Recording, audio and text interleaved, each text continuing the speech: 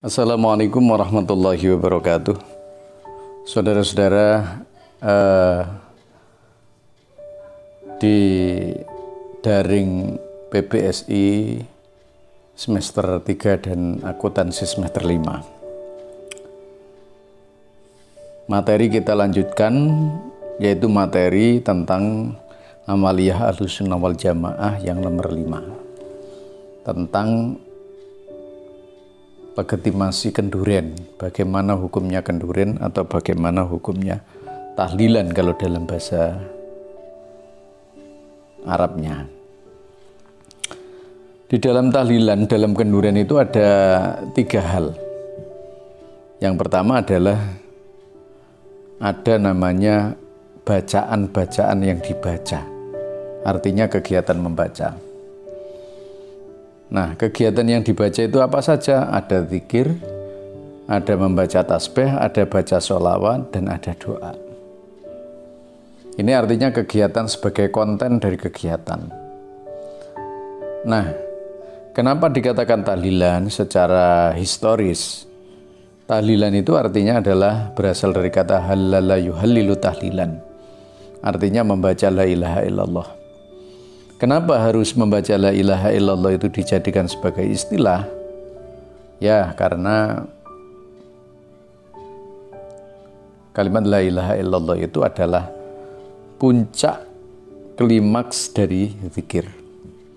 Seperti yang disampaikan oleh Rasulullah, afdhalu dzikri fa'lam annahu la ilaha illallah. Sebaik-baik, seutama-utama zikir adalah ketahuilah bahwa ia adalah kalimat la ilaha illallah. Maka para ulama, para wali songo dulu menyampaikan bahwa istilah yang paling tepat dinisbatkan dalam perkumpulan itu adalah tahlilan.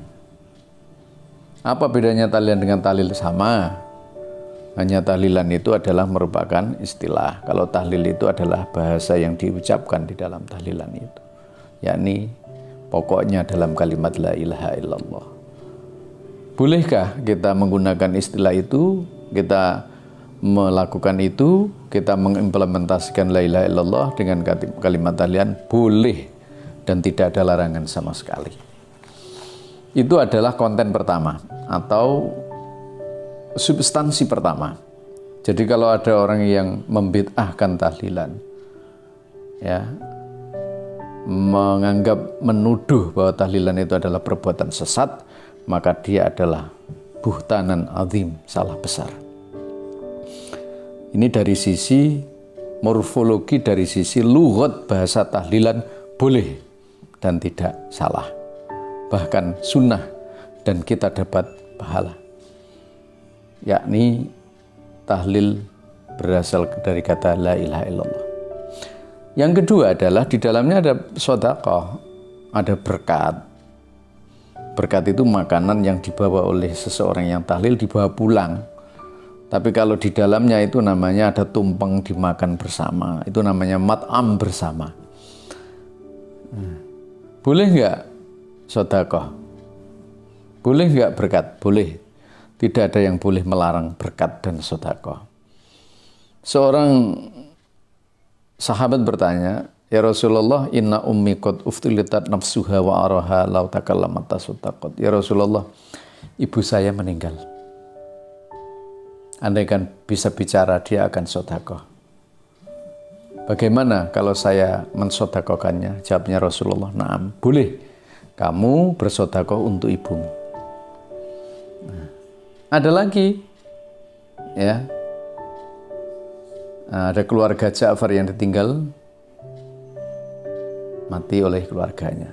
Seorang sahabat, dan Rasulullah mengatakan, isna'u li ahli Ja'far.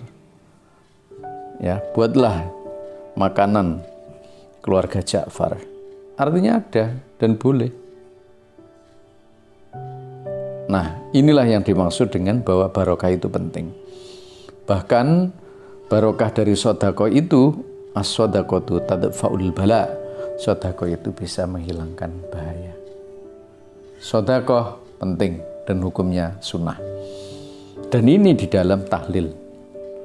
Di dalam tahlil tidak ada namanya pesta, tapi di dalamnya ada sedekah, makan bersama dan berkatnya dibawa pulang, yang insya Allah berkat itu akan memberkati orang-orang yang makan berkat itu. Bahkan anak-anak kita yang makan berkat, dia akan dapat barokah dari berkat itu. Dan di situ tidak ada hal yang bid'ah. Kemudian yang ketiga adalah tentang perkumpulan dan waktu. Apakah boleh berkumpul? Apakah Rasulullah pernah menyampaikan? Boleh. Rasulullah pernah menyampaikan dalam sebuah hadisnya yang sangat beragam. Dan hadis itu diterima oleh para ulama. Innalillahi sayyaratun malaikatun. Allah itu punya malaikat. Malaikat disebarkan di muka bumi, disuruh untuk melihat, mencari orang yang berzikir bersama. Ternyata setelah itu qauman yadhkurunallah, ada orang-orang berzikir bersama, kata Rasulullah. Setelah itu malaikat yang menemukan itu, dia menyampaikan kepada malaikat yang lain. Halumuni ila hajatikum. Malaikat-malaikat yang belum ketemu, ini ada perkumpulan. Saya ulangi lagi, perkumpulan tahlil. Setelah itu kemudian yas'uduna ila sama. Malaikat itu ke langit bertemu kepada Allah, dan Allah bertanya, apa yang kamu lakukan? Saya sudah bertemu dengan orang-orang yang berkumpul berzikir. Apa yang dilakukan oleh mereka? Madza taf'alun? Yusabbihuna yumajjidunaka wa yusabbihunaka wa yuhammidunaka. Ada sebagian teks mereka membaca tasbih, membaca la ilaha illallah, yumajjidunaka, mengagungkan panjenengan ya Allah. Hal ra'auni, apakah mereka tahu saya?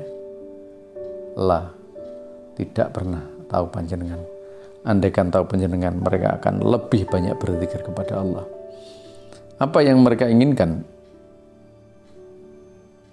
Yang mereka inginkan adalah surga. Hal ra'auha, apakah mereka tahu surga? Enggak pernah tahu surga. Andaikan tahu surga ya Allah, asadda khirson, dia akan sangat memerlukan dan dia akan melakukan itu lebih daripada yang mereka lakukan sekarang. Apa yang mereka inginkan supaya terhindar dari apa? Dari neraka. Apakah mereka tahu neraka? Wallah, mereka tidak tahu. Andaikan mereka tahu neraka, mereka akan lari sekencang-kencangnya untuk supaya terhindar dari neraka. Isyhadu malaikat. Ya, saksikan wahai malaikat. Qad ghafartu lahum.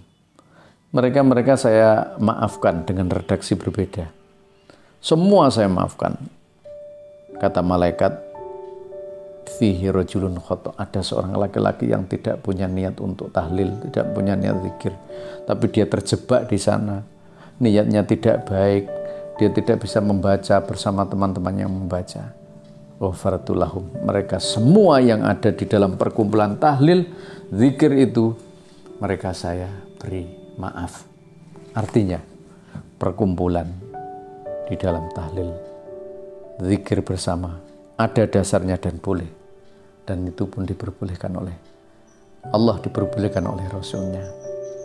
Untuk masalah 7 hari, 100 hari, 1000 hari, maka Rasulullah menyampaikan dalam sebuah hadis tawus bahwa innal munafikin innal mu'min yuftanuna fi kuburihim sab'an. Orang mukmin itu dicoba dalam 7 hari dan orang munafik 40 hari. Dalam cobaan itu mereka ada, kalau mereka lolos mereka akan menjadi orang baik. Ya. Dan pada saat itu banyak orang-orang yang sedekah.